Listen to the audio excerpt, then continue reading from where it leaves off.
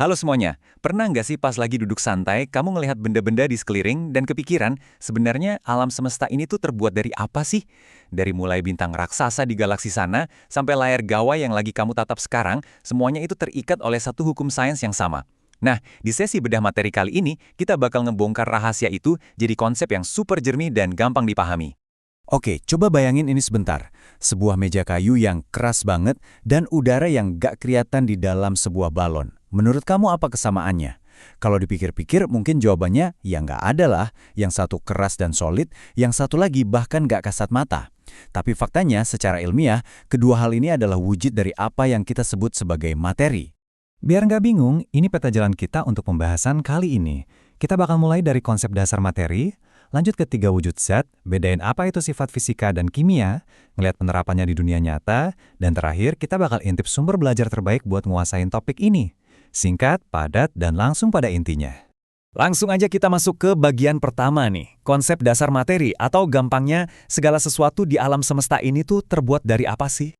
Jadi gini, yang namanya materi atau zat itu wajib banget memenuhi 2 syarat mutlak. Pertama, dia harus menempati ruang alias punya volume. Kedua, dia harus punya massa. Kalau meja kayu sih udah jelas ya, berat dan makan tempat. Tapi gimana dengan udara? Nah, pas kamu niup balon, balonnya kan makin gede tuh. Itu adalah bukti visual paling nyata kalau udara yang nggak kelihatan itu beneran lagi menempati ruang dan punya massa. Itulah yang namanya materi. Lanjut ke bagian kedua, 3 wujud zat. Mulai dari padat, cair, sampai gas. Karena yang namanya materi itu nggak cuma diam dalam satu bentuk aja. Mereka itu bisa menyesuaikan diri. Kalau kita bisa ngezoom partikel-partikel ini pakai mikroskop super, kita bakal lihat pemandangan yang beda-beda banget. Di zat padat, partikelnya itu ibarat kerumunan orang di konser yang desek-desekan parah, nggak bisa gerak bebas sama sekali. Makanya bentuk meja kayu itu tetap. Kalau di zat cair, kerumunannya agak longgar, jadi mereka bisa ngalir ngikutin wadahnya, kayak air di gelas. Terus kalau gas, wah partikelnya udah kayak anak-anak yang lari bebas di lapangan luas, nyebar kemana-mana. Benar-benar keajaiban arsitektur alam kan? Ngomong-ngomong soal partikel, ada satu rahasia penting lagi nih, massa jenis atau densitas. Anggap aja ini kayak sidik jari unik dari sebuah materi. Dan yang kerennya, massa jenis ini nggak peduli sama sekali soal ukuran benda. Sebongkah paku besi kecil sama sebuah kapal kargo raksasa yang terbuat dari besi itu punya massa jenis yang persis sama. Itu udah jadi identitas mutlak dari besi itu sendiri. Masuk ke bagian ketiga, sifat fisika dan kimia. Nah, ini nih bagian yang menurutku paling seru, yaitu ngelihat gimana sih materi-materi ini berperilaku dan berubah di dunia nyata. Di alam semesta, perubahan materi itu secara umum kebagi 2. Sifat fisika itu ibarat kamu ganti jaket, penampilan luarnya aja yang berubah, tapi identitas asli kamu ya tetap sama. Sementara itu, sifat kimia itu ibarat transformasi permanen. Ini terjadi pas suatu zat bereaksi, berubah, dan ngebentuk sesuatu yang benar-benar baru dan nggak bisa balik lagi ke wujud asalnya. Coba kita rinci sedikit. Mulai dari warna, bau, titik didih, sampai kelarutan, itu semua masuknya ke sifat fisika. Buktinya apa? Kalau sebilah pedang besi dipanaskan sampai meleleh, dia emang berubah wujud dari padat ke cair. Tapi secara atom dia tetaplah besi. Atau pas kamu ngaduk garam ke dalam air, garamnya mungkin kelihatan hilang. Tapi airnya jadi asin kan? Identitas zat aslinya sama sekali nggak rusak. Nah, sekarang bandingin sama sifat kimia, kayak gampang terbakar, berkarat, atau bahkan beracun. Waktu gas LPG meledak atau terbakar jadi api, dia ngasilin panas dan asap. Gas aslinya musnah dan berubah jadi zat yang sama sekali baru. Atau pas apel membusuk dan berubah warna. Nggak ada ceritanya apel busuk bisa balik jadi seger lagi kan? Itulah kekuatan permanen dari sifat kimia. Oke, teori udah cukup lah ya. Sekarang masuk ke bagian keempat, penerapan di kehidupan sehari-hari. Mari kita pakai insting detektif sains kita buat ngebedah hal-hal di sekitar kita. Coba ingat-ingat kapur barus di lemari baju yang lama-lama habis.